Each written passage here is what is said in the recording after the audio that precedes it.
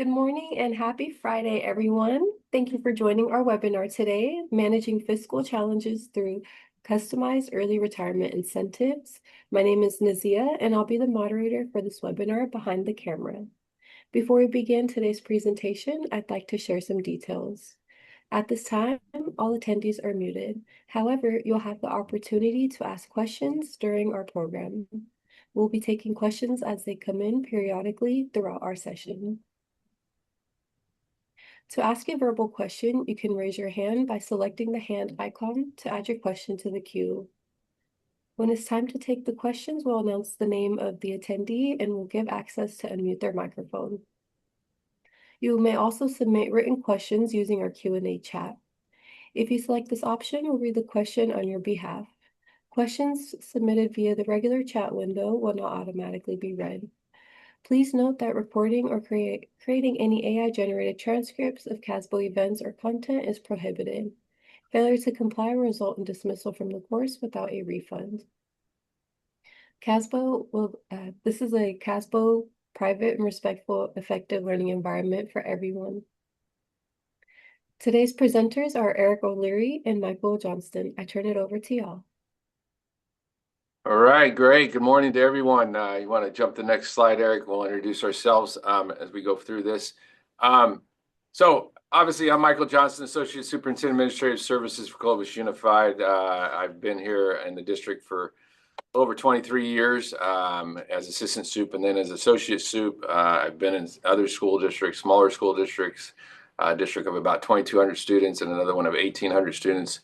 Previous to those districts, I was actually at the county office, so I've got a long time experience in schools and been very active in schools over time. And then we have processed and done golden handshake supplemental retirement plan. So came up on a CBA call one day, and we thought it'd be good to kind of share some experiences and conversations about what we're doing and how they work and when to take advantage of them and how you need to process that. So we'll get to that today. But I'll let Eric introduce himself.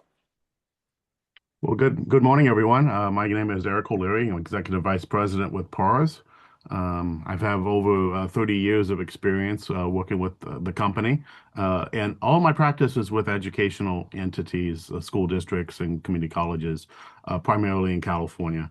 And the most programs I do is regarding early retirement. I've been doing those programs since day one with the company. In fact, I've known Michael for probably over 25 years doing different discussions over the years and actually doing plans with them for some time ago. So happy to be here today.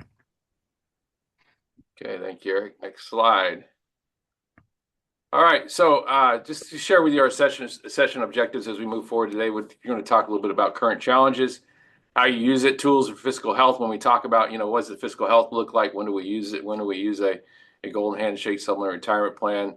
Eric's got some great success stories over the years as he's been involved with with many districts. So he'll share some of those success stories, and we'll talk about the different plans and how they work. So, and we'll obviously have time for Q&A. I would say too, as long as we go along the way, we are open to questions along the way. If you hear something, we'll try to answer those questions. If they get a little overwhelming, we may save some of those at the end to respect your time, to make sure we stay on time for you and don't run this over. So, but happy to have you here and have this conversation and really look at this. When we put this presentation, it was really in the conversation. I think it's great to have myself and Eric involved in this conversation because you have a district perspective and you have Eric from the PARS perspective that can explain that and how he's worked with school districts over time. So next slide. So when we look at this, it's really like, what are the current challenges? What are our budget shortfalls? What are those deficits we have in our plan? Are we needing a layoff, or can we avoid layoffs? I think that's an important thing to keep in mind as we look at supplemental retirement plans. I can tell you from our school district, even going through the Great Recession, I can say one of the best things that ever happened to us was doing the supplemental retirement plan during that Great Recession. We've been unified for quite some years now, obviously as a unified school district, and within that time, within our unification time frame, we have never had a formal layoff of employees. We have offered a supplemental retirement plan that help us manage those budget shortfalls in those times and needs that we really needed to, we're going to respect. We're not going to lay off many employees, but we would have never got that done without a supplemental retirement plan and offering that to our employees at that time. We're going to talk a little bit about declining enrollment, those fiscal uncertainties we have and pressures we have at fiscal cliffs and what's going to happen. And when does the budget turn on as a state budget and we all of a sudden have to address cuts again? Conversations at the bargaining tables, how do we, it's a great morale piece too, as we look at what we're doing for our staff and our retired people that are retiring. That may be something you do on a regular basis just to show, hey, we're going to continue to support our retirees as they retire. And we're going to do these on a period of time or just continue to do them throughout our district and have that offering to our employees. It's all really what you're going to do within your school district. And obviously challenges too are the changes in board election. How does that affect thought processes for them? Where do they stand on these different topics and how you're going to manage your district moving forward? But we all have there's a long list of challenges, but there's a lot of challenges we'll continue to have over the years. This is just another tool in your tool chest to address those challenges as we move forward. Next slide. So we're going to do a little bit of basics here. Our group, I'm sure we got a variety of group, but really, what is a supplemental retirement plan? What is it? And so in reality, it's it's a really incentive plan for our retirees as they're retiring to help give them some sort of cash payment out as they retire. It may be structured. Eric will talk more about it, but it may be structured, a lump sum. They can get it through, a number of years. You can do a 5 to 15. You can do on any structure you want within that as you look at it, trying to provide some incentive to those retirees and really trying to, what it's really doing is you're going to have a cost of a supplemental retirement plan, but that cost, when you look at the numbers, you're trying to get to a point where obviously you do have some savings, but that's a conversation within your district. Do we need the savings? Are we trying to get it for savings? Or are we doing it for staff morale? What are the reasons you're doing it for in your district? And how are you managing your situation moving forward?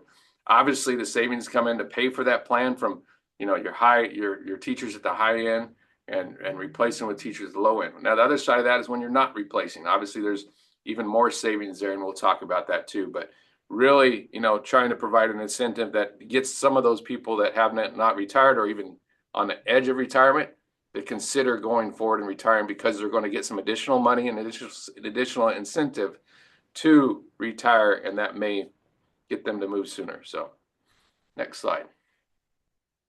So as we look at, we look at these one-time or limited payments, and they're not forever, but they do have beneficiaries that Eric can talk about. But the reality is, having those payouts and supporting those employees. What's that active cost of ongoing health? Our largest cost is of the budget is really personnel, so we have to address that cost. Now there is an upfront trade-off. It's investment in long-term recurring salaries and benefits, or that trade-off of doing something for a retiree. So that's always something to keep in mind too. In your district, what's going to work best? When do you need to do it? When's a good time for you to do it? And I think, as you'll see here as we talk about this, the analysis and the process is the most important thing you can do. And there's a great opportunity working with different vendors and people like Eric to really go through and do that analysis for you and help you determine what you want to do. I think it's getting data, getting the information, and deciding the trade-off between regular salary schedule adjustments, or do we need to get some people to retire within our system so we can have immediate savings. It's really about those regular salary schedule adjustments will be good over time, but if you need something immediately, obviously a supplemental retirement plan is something you really should look at and consider way before any conversations of layoffs. I think that's a better solution than layoffs, obviously. So next slide, Eric. So as we look at risk and consequences, I put this on here and just wanted to talk these through a little bit and just share it. The reality, I'm not going to read each one of these, but obviously a shortage acceleration. And if you're replacing teachers, it means, you've got a larger group of teachers you've got to replace. We recently went through analysis, typically in our district, we're a school district of about 44,000 students. We just, typically we would have 40 staff members, 40 teachers per year retire just on the regular basis. With the SERP we just did analysis of, we would have over 100 teachers retire in that analysis. So that gets 100 teachers out of the system. But if we're having to replace those teachers, then it means, then we've got to hire more teachers and get the teachers back in. We have that experience drain that could happen as a result of that. Some risks to student outcomes. And then with those top three, reality is if I'm in a SERP that I'm not replacing a lot of that staff, these don't even apply, because you're not going to lose that shortage. You're reducing probably because of a declining enrollment or something else that's happening in your district, bad budget situations at the time. And these things aren't really going to affect you, because if you're not replacing them, then that's not going to be an impact to your program or what you're doing within your school district. And then obviously, I think that last one, just unpredictable savings. This is a great thing that, people like Eric's company that help you with, what is the original estimate, what's the new estimate, and really looking at what that new estimate moving forward is, and making sure you're looking at how those numbers pencil out. Don't necessarily have to have a savings, but do they pencil out for you to justify to do a SERP in your school district, and what is your immediate need moving forward? So, next slide, Eric. So, obviously, the unpopular cost-cutting measures, layoffs and staff reductions. Obviously, not as bad when you're doing for staff reduction. Not as bad when you're doing a SERP. You're offering them something to go, and you're not having to. You can reduce the staff through that SERP. Layoffs are never really popular as we look at it, and really creates a bad environment and bad culture in our school districts when we're doing that to our employees. That's where we've always in our district have avoided layoffs, because of that culture it creates. But sometimes, obviously, yes, that's needed as we move forward. Position eliminations, all these things you're going to do, freezes on the step and column, freezes on pay, as you look at it. So all these things that would affect and have very unpopular consequences. I think the reality when you do a SERP, that helps reduce some of these things and helps you work through some of these things that make it a little more bearable for people as we move forward. Obviously, school closures are hard, consolidations are hard as we look at that. So obviously trying to pay attention to those things and trying to use the tools you have to make some of these things easier and simpler for you and your school district. Next slide, Eric. So, student enrollment forecast. We talked about declining enrollment. This is a school services slide, and I think this is interesting too as you look at this, the reality of we're declining enrollment throughout the state. We're as you'll see in a slide coming up here and looking at the counties, but throughout the state we're declining enrollment. Even with addition of TK classes, we in a whole nother grade level, we're still declining enrollment as a state. You can see there the expected decline through 2034-35, projected to decrease 16.3%. So that continued projection really, this is something, a tool you need to keep in mind as we continue to decrease the school districts throughout the state, and how we can use these tools to help manage our situation moving forward. But we're not through this. We've got some time to go. You don't see any growth in there. It's continued decline. So we're obviously going to all have to pay attention to that, how we manage our situation and our multi-year projections moving forward to plan for these. And I think an important thing of that, as we talk about, I'm glad you're here today, because part of doing this is planning ahead to know exactly, where you're at, what you need to do, plan for these things early, because obviously at the best time, Eric, you can correct me if I'm wrong, but best time to do these is in early fall to start processing them, and then be ready for the next school year as you move forward. So just being prepared for that. So next slide, Eric. This is just by county. You can see the counties here that are definitely declining, have shown decline as you look at it from 2023-24 to 24-25. These are the 20 largest counties. You can see a significant amount of them are declining. I can tell you, looking at that graph too, that as I look at it, even I'm in Fresno County. Reality is that Fresno County one, I can imagine, even though we grew a little bit this year, I know our neighboring districts are declining, and one of the third largest school districts in the state, our neighbor, is obviously also declining significantly. So I suspect that growth that we're seeing even in Fresno County is going to jump to the red side, which will be a decline for Fresno County very soon here in the future as we look at that. But I mean, we're all experiencing it. So the question is, as we experience this, how do we come to a positive way to reduce staff and have immediate savings so we can get those savings immediately? Obviously, you can wait for people to retire. That's going to take some time. It's not going to accelerate your retirement. It's not going to accelerate your savings in your budget, but something really need to think about as you look at where you're at and where you're at in this graph. And are you declining? Are you growing? Growing's a little different conversation, but declining definitely something to look at. So next slide, Eric. So as we look at what our early retirement systems and looking at this, accelerating the rate of natural attrition, I talked about that earlier a little bit, accelerating that rate. As I mentioned earlier, we're 40 teachers would retire just regularly. Over 100 teachers would retire if we did the SERP this year. So really accelerating that process, having that immediate savings within your budget that you can start recognizing that cost reduction, start adjusting what you need to do within your school district, class sizes or whatever, or just reducing classes because you are declining. And the question too, replacing those departing employees with lower salaries. Are you replacing them? That's a big question as we look at it. Are you, through this process, how many do you replace? Are there some that you can eliminate? And looking at all that and really paying attention to that and helping that with your retirement incentives moving forward. And then we mentioned too, just that higher salary. We're replacing that higher salary with a lower salary. Now, the other thing to explain here is that's great on the teacher side. Always, because we have such a span of salary schedule on our teacher salary schedules, there's a lot of opportunity there. When you start to get to classified, we all know that classified salary schedules do not have the same range from start to finish on a salary schedule. So those get a little more challenging, but you can look at each of those areas, what to include, how you're going to include it. Speaking from experience, one of the things that drove this conversation was we started talking about it. We mentioned on a CBO roundtable call, I've mentioned that we're hearing other districts are doing it. We have several districts in our surrounding area that are processing a supplemental retirement plan in order to get those immediate savings right now and make adjustments immediately. So, so we obviously, when that happens around you also have the conversation internally. Okay, our employees are asking about, let's do the analysis. Let's talk about it. Let's share this out with our employees so they know where we stand and how that looks for us. I think too, Eric will share some of the other ones, the scenarios with you, but there's districts saying we're going to give 80% of final salary schedule adjustment to the supplemental retirement plan. So if I retire making $100,000, if I'm at $100,000 when I retire, basically getting $80,000 to go towards my supplemental retirement plan to fund that. And there's districts, I mean, they're all over the board. I'll just mention this too, and hopefully I'm not stealing your thunder, Eric.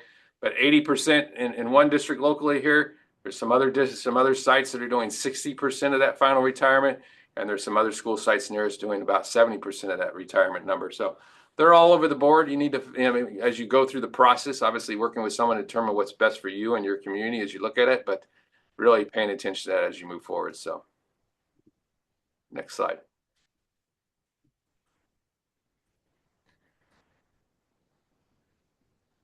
So this is why I considered early retirement incentive. Again, improve employee morale moving forward. What's that look like? Creating that positive morale with your retirees. Again, retirees versus regular employees. Where does that money go? Because we're all one pot of money. Where do we drive our dollars to? Supplemental retirement plan, salary schedule, benefits. Those are all conversations to have. Looking at that cash flow as we move forward, lowering labor costs throughout. Improve labor relations. Obviously, this is a plus for most of us as we go through this. Our bargaining teams are some of our senior staff, and obviously at the table, those conversations are going to take place, and curiosity about where those numbers are going to take them and how it's going to help them financially. I'll say this too is the employees that are at the sweet spot, they're going to retire anyways. I mean, it's a big plus for them. It's a big win for them when they're already planning to retire. I had one of our board members contact me, and his wife is a teacher in another district. He said, "Oh, they're doing this," and I said, "Yeah, it's great. You're right. I've already planned to retire, so you're right in the sweet spot of where a supplemental retirement would be." So some big wins there for teachers that are already planning to retire, but obviously picking up those other ones that are. Opportunity to reorganize, restructure your school district. How can you change your department's divisions? Do you need to create that opportunity to have some flexibility to start thinking about, we need to readjust. We need to manage our budgets a little differently. We need to manage some of our departments differently. And it's a great time to use that opportunity to reorganize and readjust as needed as you look forward to moving forward with something like this. Revitalizing the workforce. I mean, it's definitely, looking at getting some new talent in, some of that younger talent that may be more aggressive in some of the technology aspects of education and getting rid of some of the staff. I shouldn't say getting rid of, but helping the staff to retire that is at that point where they can go and enjoy retirement and have a little something extra for retirement as they move forward. And then just creating that positive public perception, fiscal responsibility. We're doing everything we can to manage our situation, to manage it well, to adjust our school district to really manage our finances and to manage cuts that may be coming, declines in our school district may be coming, showing that you're looking at all aspects of what you can do to manage that. So next slide.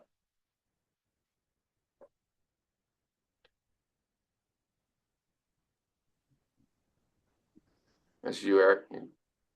So thank you, Michael.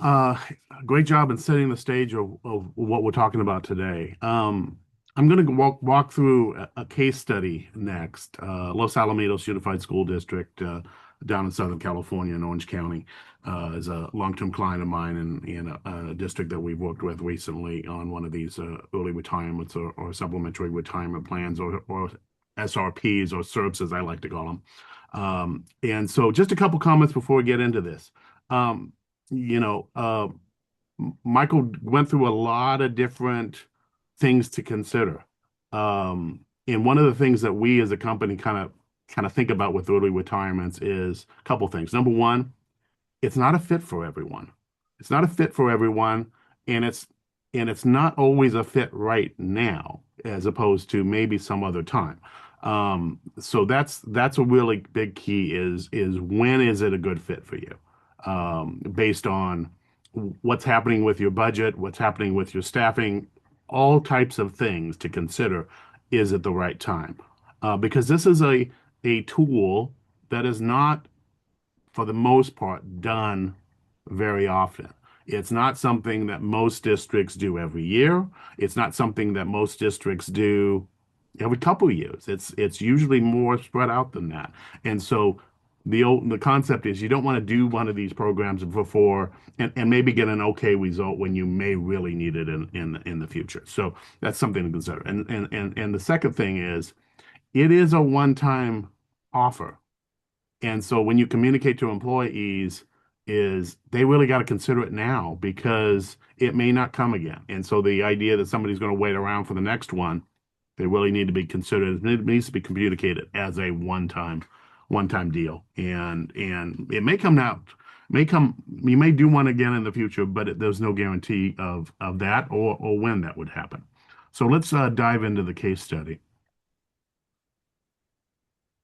So a little bit about Los Alamitos Unified. They're a unified school district, 9 schools, primary, middle, high school, 8,700, excuse me, school districts K-12. And then Los Alamitos, the northern coastal part of Orange County. And so the first part I want to talk about is when we get called into a district, the first thing we always do is a fiscal analysis. Number one, can we save money? And if so, how and how much and how should we structure this in order to do that? And so a lot of this in this diagram here or this formula, so to speak, is pretty routine from an analysis standpoint, starting with the compensation differential, somebody retiring and then being replaced by a lower paid employee. That's in everybody that does these analyses, that's the thing that they're analyzing is how's that replacement differential. But not everybody looks at all these other costs. And so things like retiree medical costs. Did you promise retirees a retiree package when they retire? If they did, you're giving them to them early because they're retiring early.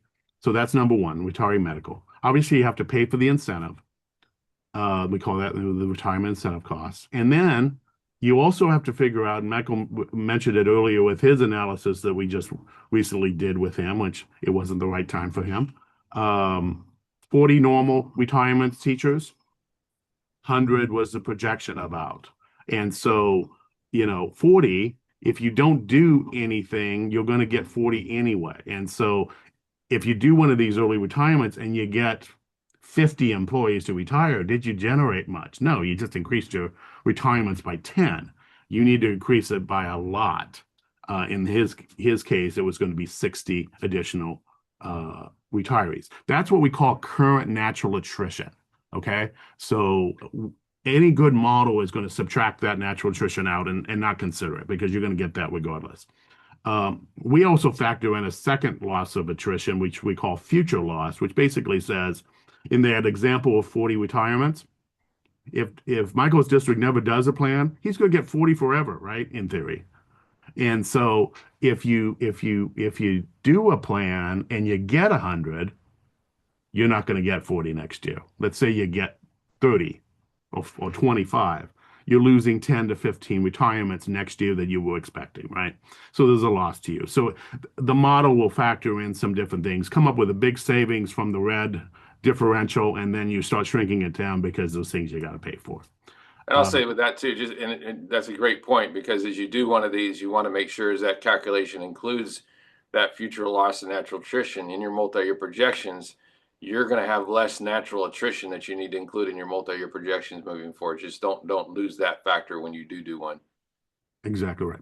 And then lastly, savings due to non-replacement. When we do an analysis, we always show 100% replacement as the starting point. And when I first started my career back in the 90s, teacher plans always save money. It always saved money. Now it's maybe 50-50 if you're not eliminating positions. So that non-replacements, savings due to non-replacements is a huge deal. Most of the districts we work with is because they are looking at a reduction in force or a layoff, and they would like to non-replace employees, or at least not replace employees. Maybe not doing a layoff, but they need to cut the budget. And so that non-replacement factor is going to be really key. And how much can you do? What's realistic? Michael mentioned management and classified. What happens if you do a management classified? Can you do reductions with those folks? Those folks typically are harder than teachers, and so that whole conversation about what your objectives and goals will be really has a big impact in the analysis. So at the end of the day, there should be a net savings based on all these factors, or in some cases, the cost if you're filling everybody, there's some districts that it's going to be a cost to do it unless you're non-replacing positions. So at LoSal, they did 70%. If 70% is probably the average plan that we do, most common plan we do, 70%. Michael mentioned 60 and 80. Those are probably the next most common. 60 to 80 is probably the most common area of plans that we do. And what does that mean? 70% in this example means this example employee is making 139,000. You're going to spend 70% of that salary, put it in the plan over a 5-year period of time, buy an annuity with that, and then the employee has 14 different choices to take the money. 3 lifetime options where they can take it for the rest of their lives, maybe provide for a beneficiary, or accelerate those payments out over a shorter period of time. Notice asterisks by options 5 through 9 on this slide. That means employees could roll it over to another plan, which means they could tax defer it. So a lot of flexibility and a lot of options for employees. We get asked a lot, why so many options? Why 14? Why not give them just 3 or 4? And our philosophy is give them the most choice is going to be the ability to get the most people, because you may not make somebody's circumstances right if you offer only a few. So we've come down 14. We've been doing 14 probably 25 years. So it works.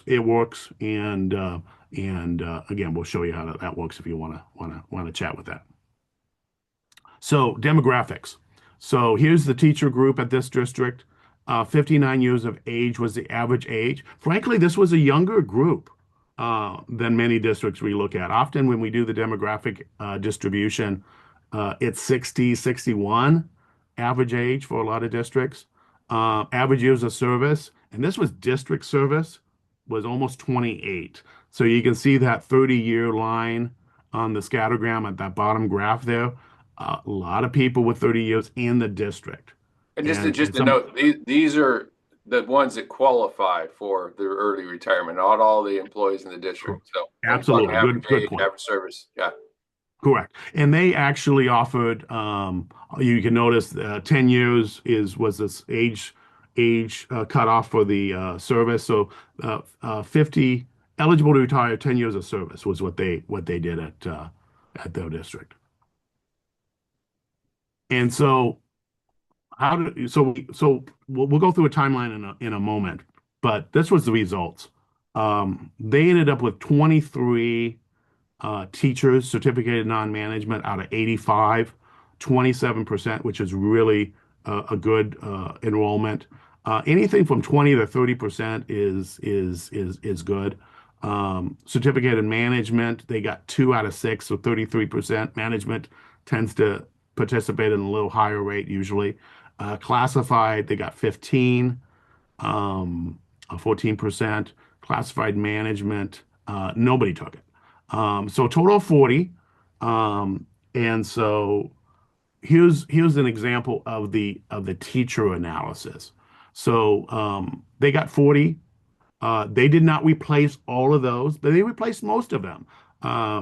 They actually only eliminated 5 positions total. And you can see that generated in the blue line or the blue numbers at the bottom and the blue bars at the top about 8.6 million dollars of savings by doing the PARS program. However, this is the natural attrition we talked about. If they hadn't done anything and using the same approximate replacement factors, they would have saved anyway 6.1 million over that same period of time. And this is cumulative. Um, so the difference to the district was really $2.5 million over that 5-year period of time. Again, this was teachers only in this category, although they did it for the other groups as well. But again, that's the big key, and you can see the 78% replacement was that five non-replacements. And so, and I'll get to the total. They saved ultimately about $3.2 million total across all the different groups that they did. So let's talk a little bit about timeline. So in this particular district, we were wrapping up and had wrapped up right about now the analysis. We had figured out what we wanted to do, did different iterations for them. We started with one thing and then they said, tweak this, tweak that. And ultimately went to board right about now. It was the 14th of December to open a window period. And so the next day they opened the window and they had held that window period open till February 8th. We generally like to see a window period of opportunity to enroll of about 45 to 60 days. If you get started earlier, maybe you can spread that out to maybe 90. But our experience is, um, you know, if you give them too much time, realistically, everybody waits till the last minute anyway. It comes down to giving them enough time to talk to STRS or PERS, figure out their own retirement, because obviously this is a small piece of their retirement puzzle, right? And so they need to consider whether or not they can do this thing. And they need a amount of time to do that. And they also need to be able to get their head around it. And so we've found that 45 to 60 days uh, gets that done. And we've done big plans, San Diego, Fresno, big plans, and these timelines work for all size districts. Although I would say the bigger the district, maybe hedge a little bit more if you're a bigger district. So you close that window, and we've shown you the analysis that we did up front.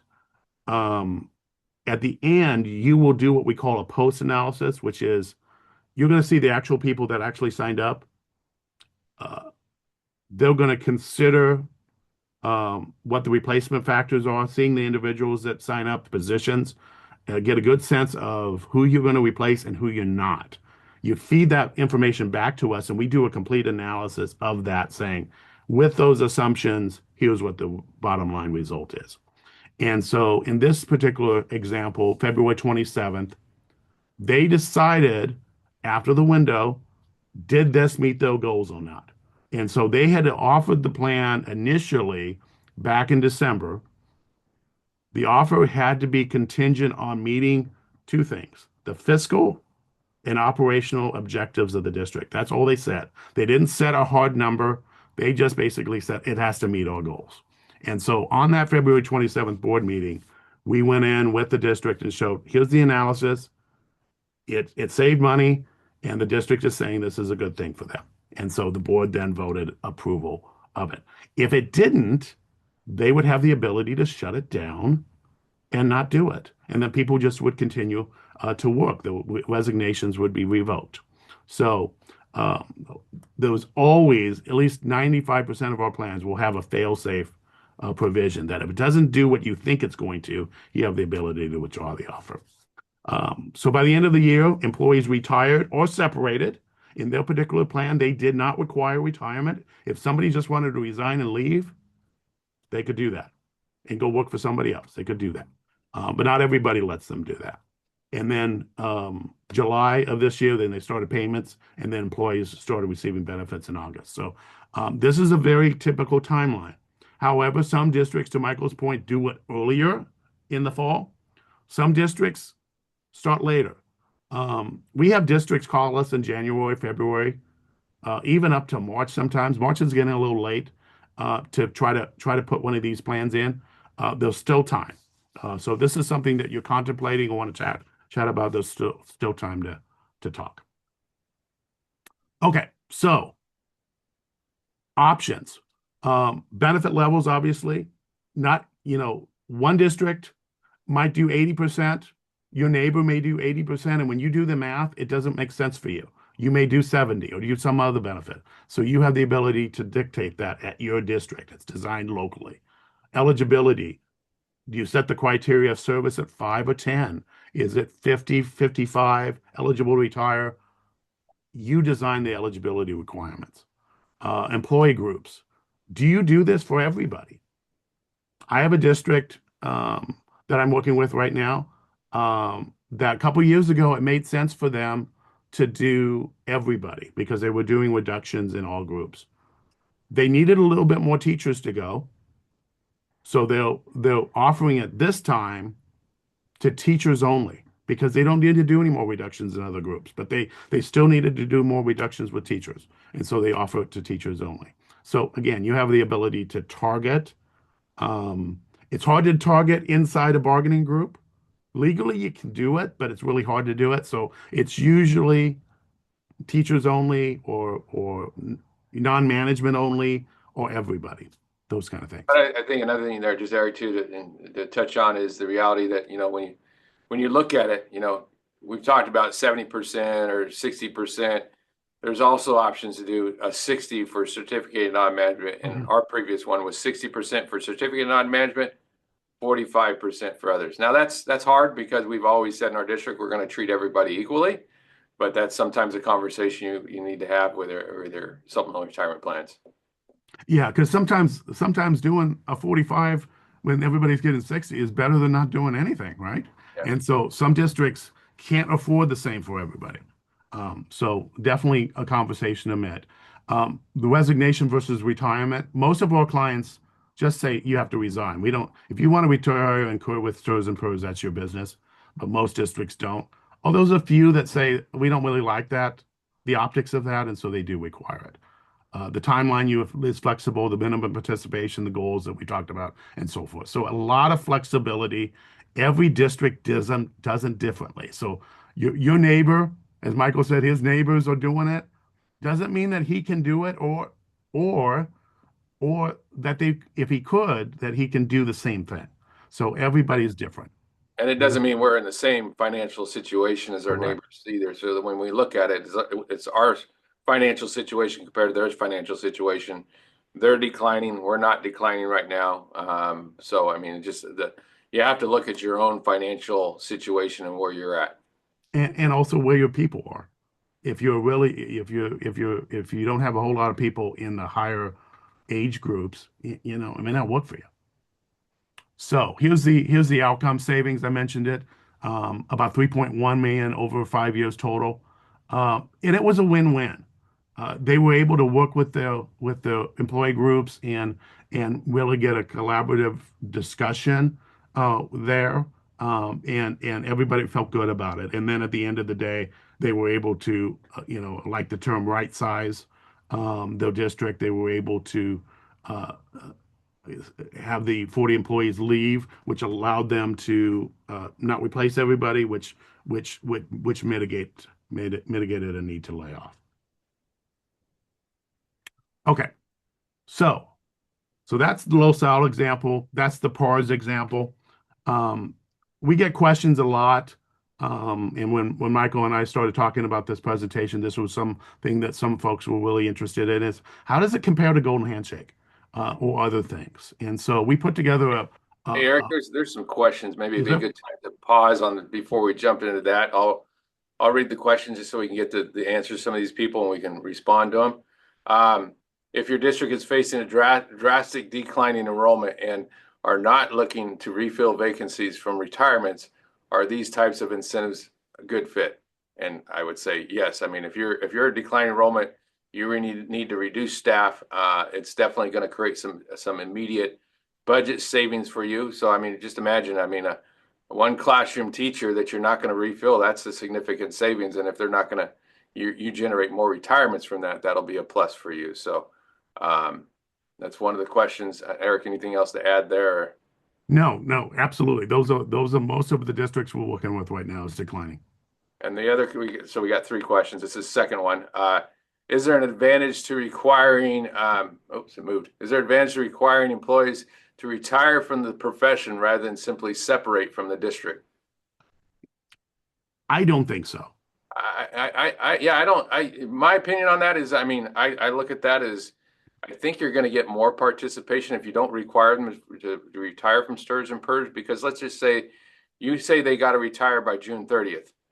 Well, it may be advantageous. Their birthday's in July. It may be advantageous for them to make their next birthday, or if their birthday's in August. I mean, maybe advantage to them to get to that next age level, so it helps their retirement. So why would you restrict that? As long as they're retiring for your district, I think is the important thing, and you're managing that internally. So Yeah, and I agree with that. It says most of our clients don't. Again, it's most districts that do it. It's more because of optics. This is a retirement incentive, and so the idea that folks just departing, people don't like the look of that maybe. Now, most districts that provide retiree medical benefits do have a requirement that you can currently retire with the retirement system. So most employees, even if you don't require it, are going to retire for that reason, or just because people want to retire and don't want to go look for at retirement age go look for a new job, and so most people are going to retire, but there may be others that want to do something else, or go to another district, or just not, to Michael's point, not ready to retire today. yeah. And then the last question here we have in our Q&A is, are there concerns with designing a tiered incentive payout based on teacher age? For example, a 55-year-old teacher participating in this program will receive a larger payout than a 61-year-old teacher. Yes, I'm not an attorney, but that's age discrimination. So we see it on occasion, but don't do that. Yeah, you offer. You can do it the other way in theory, but why would you? Because then it's kind of counterproductive. Is you're providing a higher benefit to somebody who's going to retire sooner than somebody at the younger age. Our philosophy is offer it similar to all ages, offer the same to all ages, because you really want the younger folks to retire early, and don't reward people on the back end. So I know what you're trying to do there, but you can't discriminate by protected class. And one more question popped in, then we'll go to our next slides. And if you have other questions, we'll save those to the end. We have always negotiated retiree incentives in the past. Recently, our classified unit turned down all offers. Do we have to negotiate these, or can we determine what we are willing to offer and go forward with it? That's a great question. And again, as I said earlier, I'm not an attorney. That's really a question for your labor attorneys because we get different answers from different districts. Some districts um, feel like they have to negotiate it, and some districts feel strongly that they don't have to negotiate it. So I would talk to your labor attorneys and figure out whether or not it's something.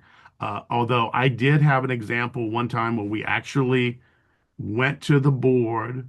The district we worked with was going to the board, and the union did not want it because they thought it was going to be, they were not going to be able to refill positions because of the locality of the district. The day after, they threatened an unfair labor. So again, talk to your labor. Okay. Okay. I do have one. I am receiving questions about the PowerPoint presentation. Yes. Will we be offering that to all attendees today? It's if Casbo can facilitate that, we certainly can provide you with the presentation Yes, if and you want to and, just send and it over, I'll send it out to everybody today. happy to do that. Thank you. Okay, so thank you for your questions. Great questions. So this is a slide a comparison for the golden handshake. Uh, both stirs, CalSTRS and CalPERS have golden handshakes or 2 additional years of service programs. For schools, the STRS one is the most utilized. You see it the most often. So we focused on that one.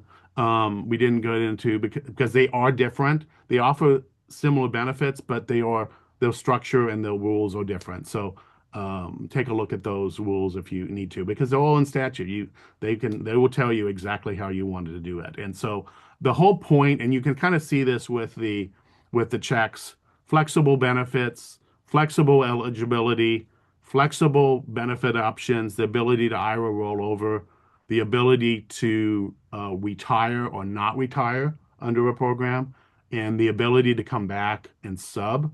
Again, the focus on the STIR side. Um, a local plan or a PARS plan per se can I'll give the employees all those options. With the golden handshake, though, the benefit is set by statute, the eligibility is set by statute, the options, and et cetera. The fact that you have to retire, and the last one is you can't come back to that district for 5 years after you take the plan. And there's no ability to get around these rules. If you do try to, for instance, eligibility, if you do try to tailor it, um, we've had some clients come back to us and say, "Hey, we did this golden handshake, and STRS is just disallowing it because they didn't follow the rules." And so there was definitely options with a local plan. Otherwise, you got to follow their rules. And for some districts that works, but many districts they like the flexibility of being to design the plan to their goals. Michael, any comment? That's great. No, no comment. Okay. And then lastly, um, and this isn't as common as the golden handshake, but once in a while, somebody at a district will say, "We'll just offer some cash to employees." And so the local plan or the PARS plan is offered through a retirement plan. So that's a real big distinction versus cash. Cash, you're giving it to employees really in a lump sum, one-time payment. They're going to get taxed on it. There's no ability to defer it, and those payroll taxes affiliated with it if you pay it from the district. Uh, so again, it may, maybe you're doing a small lump sum because you have an objective you're trying to achieve to just do something minimally and it works for you. So not all cases of this is a bad option, but if you're looking to get a big impact to your district, the local type plan that we offer and others offer is really the better way to go. You offer more of an incentive, more choice, and it's going to drive up your participation. If that's not your objective and you just need to check the box that you need to do something, maybe the cash way is the way to do it. But if you're trying to get a big impact and get a lot of folks to consider it. the retirement option is definitely the better way to go.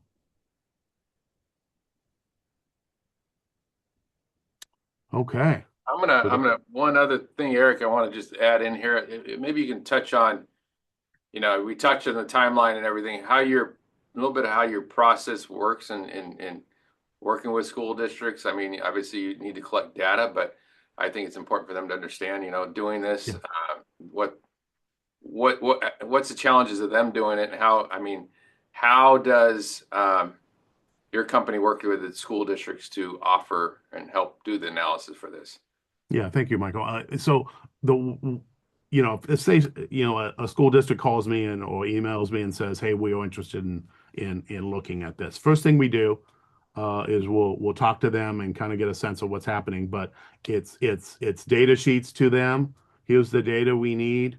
Please collect this data, send it to us. And then our analyst team will work on it and put together a comprehensive analysis similar to some of the things we showed you. It's pretty comprehensive, a lot of detail. We kind of showed you summaries here, but there's a lot of details. And usually timeline, once we get data, it's about a 2-week turnaround for us to get it to you and And go through it. what's the cost to school districts to do? Oh, we don't charge for the analysis. Thanks for the Yeah, clarification yeah. question. Yeah, we don't charge for that. So basically, the concept is we want you to be able to look at this and see if it works for you. If it does, then we move forward, and then there's an agreement of how we're going to help you actually implement the thing. That's where we would get paid, but not if you just analyze it and if it doesn't work and you put it in the file cabinet and save it for another year. You don't charge us. We don't charge for that. And so let's say this works for you, and then it's a board discussion. Usually it's 2 board meetings.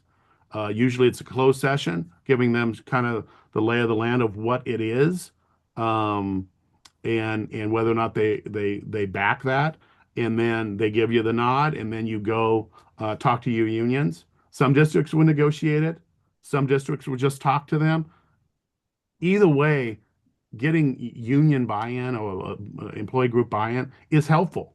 So, having, them uh, see it and understand it and be supportive of it is very important. Districts that have unions that are not supportive, that's a heavy lift to get over sometimes. And so then that closed session happens. They talk to their unions, then they bring it back for board adoption, and then that's the timeline as we showed you, 45 to 60 days after that. And our company, just as a thing, once those people the plan is confirmed, once that plan is in place, people get lifetime benefits in some cases. Some people get for 15 years, some get it for life. Our company services those folks for the rest of the payments, and so they don't have to work with the insurance company. They work directly with us. They need to change tax notices, they move, they need to get checks moved or change banks or things like that. They work with us directly. And there's one last question I see out here. How often, and I think you can touch on this again, how often typically a school district offers the early retirement system? I think rule of thumb is 4 to 5 years is generally what most districts think about it, but it doesn't mean you can't do it sooner than that.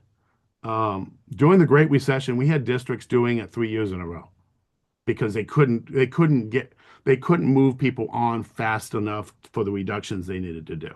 And so obviously that's the extreme example, but again, I mentioned another district that I worked with where we did it for everybody 2 years ago. They still needed to do it because they still needed to do further reductions for teachers. So they're doing a second one.